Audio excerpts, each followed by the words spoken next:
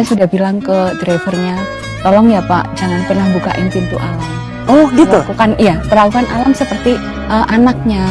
Tapi ini keren loh Mbak, itu, jadi dari awal udah wanti-wanti, biar dia buka sendiri. Barang juga harus dibawa sendiri, jadi nggak boleh dibawain. Kenapa Mbak? Why? Kadang orang tua itu tidak sadar mereka memberikan racun dengan cara memanjakan. Padahal kayak perhatian-perhatian tetapi bukan dengan memanjakan, itu kan yang terbaik. Tapi kalau semua difasilitasi, semua dipermudah, anaknya nanti tidak berkembang. Menganggap sesuatu itu bisa instan. Padahal kan proses itu yang paling penting.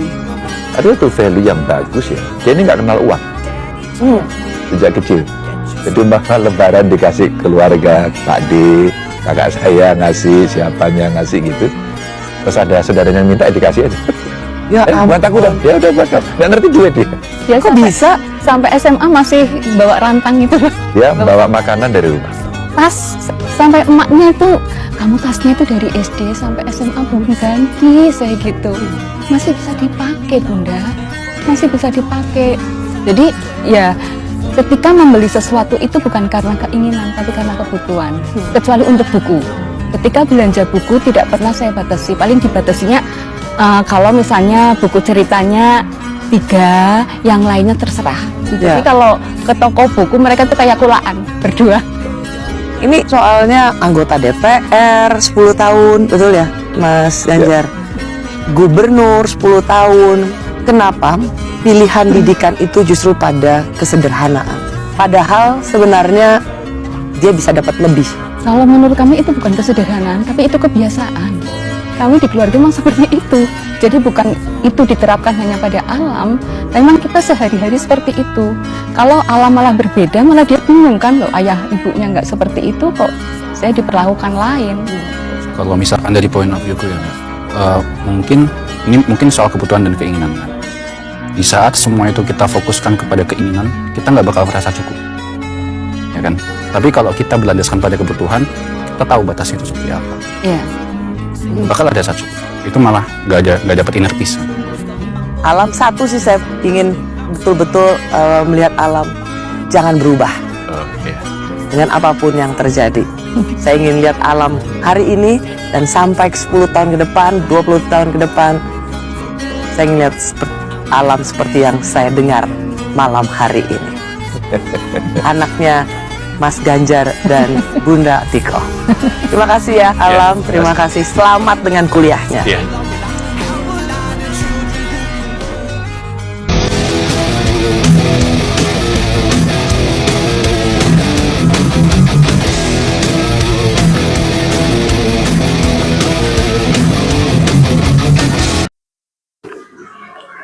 Assalamualaikum warahmatullahi wabarakatuh. Om Swastiastu, nama budaya, salam kebajikan, salam rahayu. Selamat datang, selamat berjumpa lagi bersama Gus AA dalam channel Tanda Tanya Politik, semakin gila semakin asik. Keluarga Ganjar Pranowo. Ganjar Pranowonya pintar, istrinya pintar, anaknya pintar. Ganjar Pranowo orangnya sederhana, istrinya pun sederhana, anaknya pun sederhana. Ganjar memiliki keluarga NU. Karena Ganjar adalah keturunan Kiai, istrinya pun keturunan Kiai, sudah jelas anaknya pun keturunan Kiai.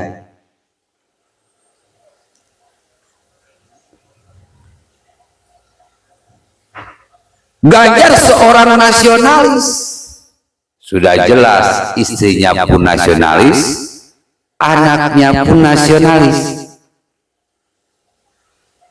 Ganjar seorang religius, sudah jelas istrinya pun religius, anaknya pun religius. Jadi kalau boleh saya sebut, Kalau boleh saya bilang, kalau boleh saya simpulkan, keluarga merah putih. Ganjar memiliki keluarga merah putih. Religius nasionalis, nasionalis religius. Kalau orang pintar kelihatan dari wajahnya. Keluarga Ganjar keluarga yang pintar. Orang yang sederhana kelihatan dari penampilannya. Keluarga Ganjar keluarga yang sederhana.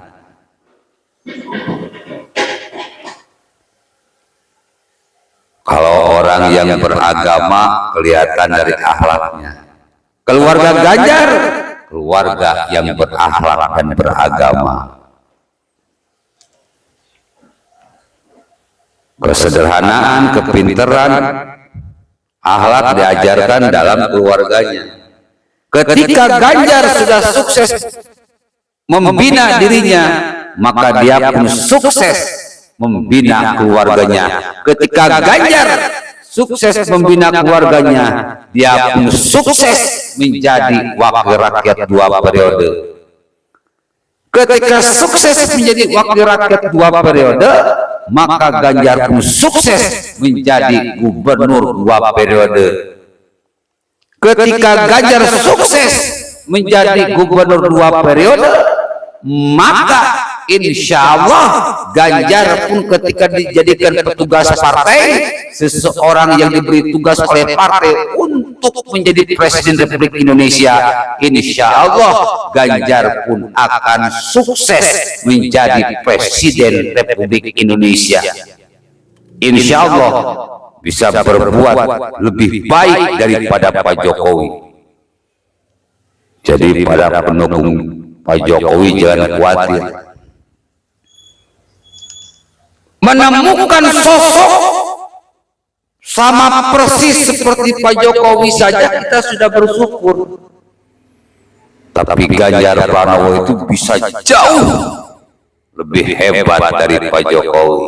Alhamdulillah kita menemukan pengganti yang bisa lebih hebat dari kerjanya Pak Jokowi. Karena tahapannya itu lebih moncer daripada Pak Jokowi. Pak Jokowi mah belum pernah jadi wakil rakyat. Kalau Ganjar 2 periode wakil rakyat. Pak Jokowi jadi gubernur cuma 1 tahun. Pak Ganjar 10 tahun. Jadi udah matang luar dalam. Ngurus keluarganya sukses, insya Allah ngurus bangsa dan negaranya pun akan jauh lebih sukses. Semuanya berawal dari keluarga. Keluarga negara kecil. Kalau yang kecil-kecil aja sukses, insya Allah ketika ngurus yang besar seperti negara ini, insya Allah akan sukses. Inilah salah satu kelebihan Ganjar daripada yang lain. 2024 Ganjar Mahfud menang total 1 putaran. Merdeka. Assalamualaikum warahmatullahi wabarakatuh.